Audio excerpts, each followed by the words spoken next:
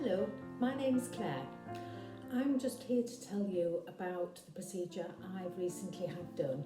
I've had an arm lift. I think in the industry it's known as a brachiaplasty.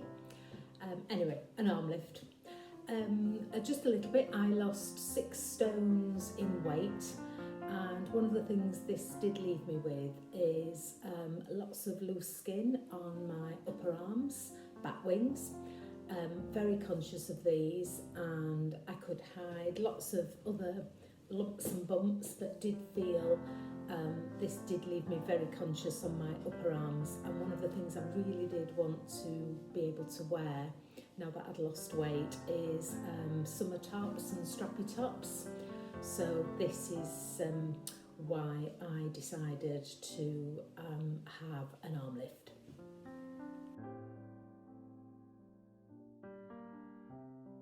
It was in the first lockdown of the pandemic, so nobody was supposed to be going anywhere or meeting anybody. So I had my first ever chat with Mr Siddiqui. It was, I can't remember if it was Zoom or FaceTime, but a video call. So Mr Siddiqui introduced himself, said a little bit about himself. I then told him about what I wanted, why I wanted the procedure. He then he explained all about what the procedure was, what it involved, the recovery times, and really explained it all. And but obviously was a little unsure then as to, because at that point he obviously operations weren't taking place, so he wasn't sure what the time scales were, what the time frame was. But we had it was really just a very informal chat at this time. And so what he did then, following this video call, he then arranged for one of his team to give me a follow-up call just to see if I had any burning questions following this call. I made a face-to-face appointment over in Manchester to discuss, and obviously where we said we'd discuss any more questions. I then, it was then couple of so months after then when we were all sort of allowed out.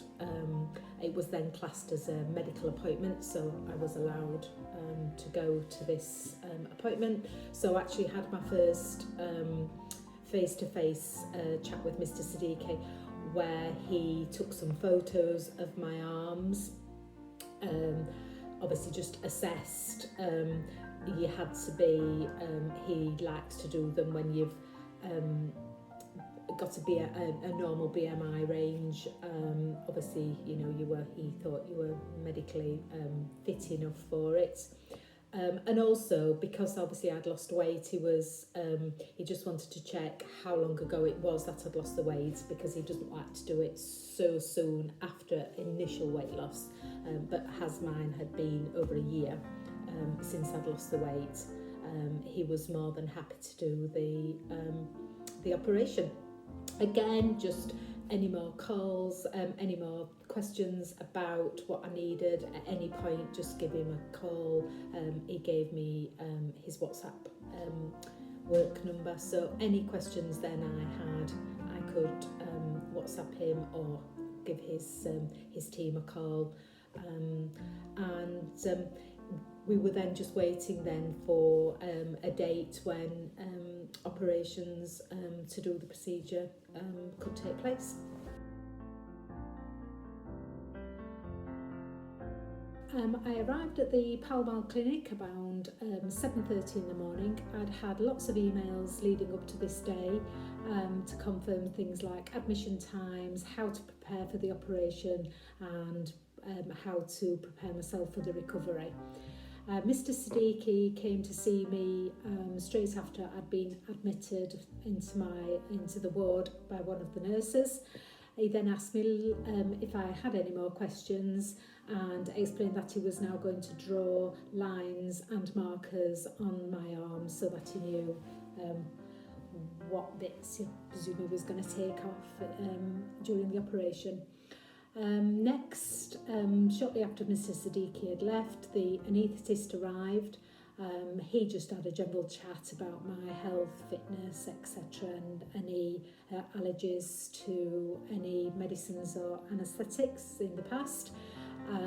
He then got me to sign all the consent forms. Shortly after that, I was then taken to theatre. The nurses did explain which, roughly what time it would be and where I was on the theatre list for that morning. They then took me to theatre. And really the next thing after then, I woke up back in my room with the nurses saying I was back there and everything was fine.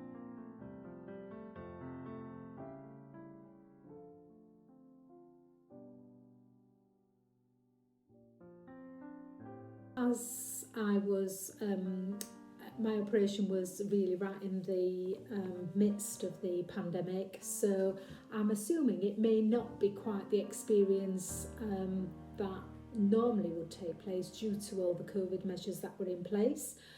But other than masks and all the correct protocols, everyone else was, all the staff, everyone at the Palmar Clinic couldn't have been more helpful.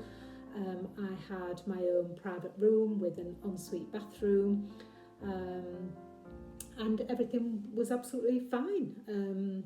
Very nice environment. I was given a gown, as well as my gown I was given a robe and slippers to wear, and obviously explained the what's it called, the how to work the bed and all the to call people and everything. So yeah, absolutely lovely experience.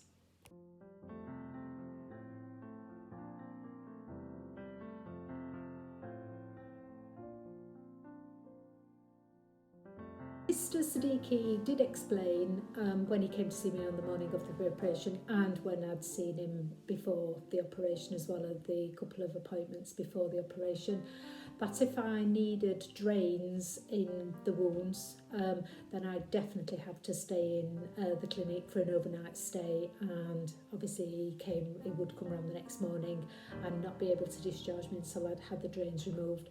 But again, he wouldn't know whether I did or I didn't need drains until he was doing the operation. I luckily didn't need any drains in, so I was, and apart from feeling sick, I was absolutely fine to be discharged that same evening, which I did. My husband came to collect me and we drove back over the Pennines. I was given painkillers and antibiotics and instructions on all aspects of my recovery, and given a couple of telephone numbers that any emergency, any help that I needed, I was given telephone numbers to ring any time, 24 hours a day. I would say the first 3 days were uncomfortable, but nothing like as bad as I thought it would be, having read on the internet and listening obviously to Mr Siddiqui. I anticipated it being a lot more uncomfortable than it was, and in fact I stopped taking the strong painkillers after day 3, and I just took paracetamol along with the antibiotics, which I did take for the full 7 days. I just took paracetamols for the next couple of days. I would have said the worst thing is not being able to take a proper shower, because obviously one of the things you can't do is get your wounds or the dressings wet. So even just obviously with both arms, just taking a proper shower was probably the worst thing. I felt fine, to be honest. I was up and about. I mean, the first day, obviously, I was discharged that night, came home, slept okay, probably got up sometime that following day, and didn't, obviously you're told not to do any physical activity at all, so other than just sort of up and down stairs, and I just sat with my 2 arms probably the first day, resting on pillows. Actually, I found putting pillows on my knees and resting my arms on the pillows, but I actually thought it was going to be worse, but then when I realised it's nothing like anything as bad as I thought it was going to be. I then also had a follow-up appointment, so this at my recovery, I was given at discharge an appointment to go back the following week to see the nurses and to have my wounds redressed.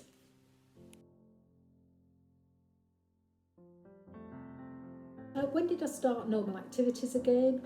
I would say I decided to do everything just really gradually and just do what my body sort of told me to do, really. So as I say, the first few days I didn't really do much at all, but then it was a nice spring days, so I did actually just go out for a little walk round the block, and then a day further, a little bit further and a little bit further. I just tried to do that little morning and a little afternoon walk for the first. I was kind of doing that after probably day 4 or day 5. Then obviously after day 7 I had to be driven. I didn't do any driving for probably 2 weeks. So the first appointment I went back to the clinic where she took the dressings off.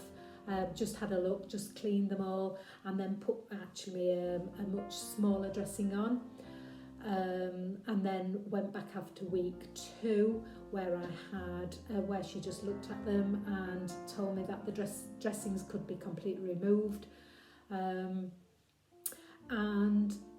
then I had a follow-up appointment with Mr Siddiqui at the 6-week mark. Could be told after 2 weeks I could get everything back wet again, and I didn't have. She gave me some dressings if I needed any, felt comfortable having dressings on, but she said it was absolutely fine now, just to let the wounds just heal themselves.